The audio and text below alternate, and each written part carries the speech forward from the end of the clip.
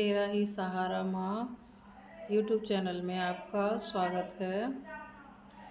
तो दोस्तों, मैं आपसे एक बात करने आई हूँ।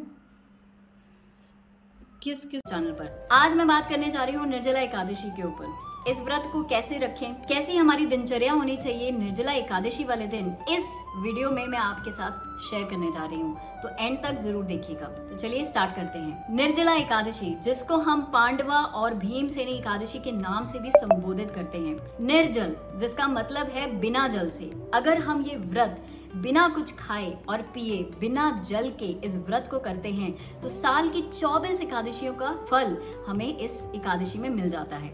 ये इतनी स्पेशल एकादशी है, तो इसलिए इसकी प्रेपरेशन पहले से करना बहुत इंपॉर्टेंट है। इस साल की निर्जला एकादशी आ रही है 7 जून 2025 को, जो है व्योंजली महाद्वादशी वाले दिन। अब कई लोग मुझे ये पूछते हैं कि एकादशी तिथि तो माता जी 6 तारीख को है, तो हम एकादशी का व्रत 7 तारीख को क्यों कर रहे हैं? वो इसलिए कर रहे हैं क्योंकि एकादशी के अगले दिन व्योंजली महाद्वादशी का योग बन रहा है। यानी कि द्वादशी जब त्रयोदशी में सम्मिलित होती है तो तब इस योग को बोलते हैं व्योंजली महाद्वादशी।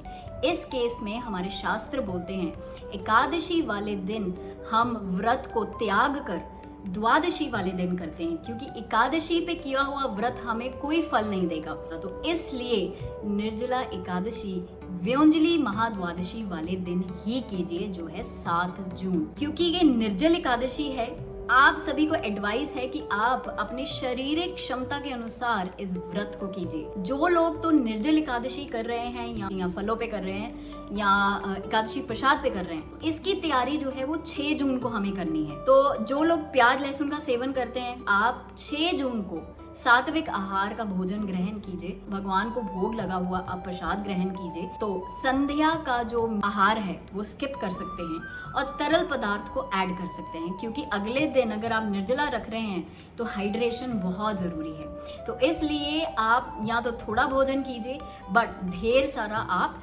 लिक्विड लीजिए। तो ऐसे हम 6 जून का दिन जो है वो व्यतीत करेंगे। अब अगले दिन, जिस दिन हमारा व्रत है, उस दिन हमें ब्रह्म मुहूर्त से भी पहले उठना है। सूर्य उदय से 1.5 घंटा पहले का समय होता है। तो अगर सपोज आपके एरिया में 5:30 बजे सनराइज हो रहा है, तो 4 बजे से भी पहले आपको उठना है। 3 या 2:30 बजे आप उठिए, ढेर सारा पानी पीजिए, अपने आप को हाइड्रेट कीजिए, बिकॉज सारा दिन जो है बिना पानी के जाना है। तो इसलिए अगर आप ढेर सारा पानी पियेंगे, अच्छे से अपने आप को हाइड्रेट करेंगे, तो दिन बहुत इजी जाएगा आपका। उसके बाद हमें स्नान करना है।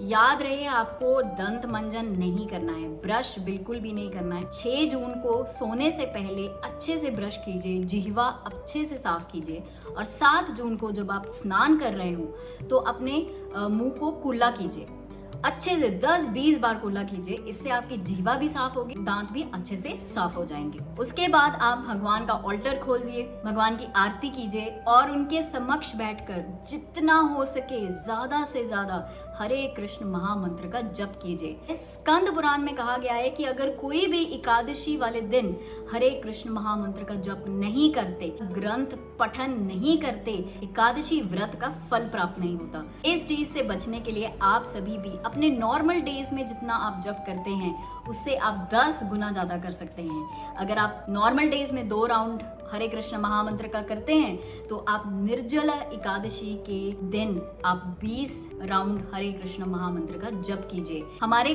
कई भक्त इस दिन जो 16 माला करते हैं, इस दिन संकल्प लेते हैं कि वो या तो 32 माला जप करेंगे, 48 माला करेंगे, और कई लोग तो 64 माला और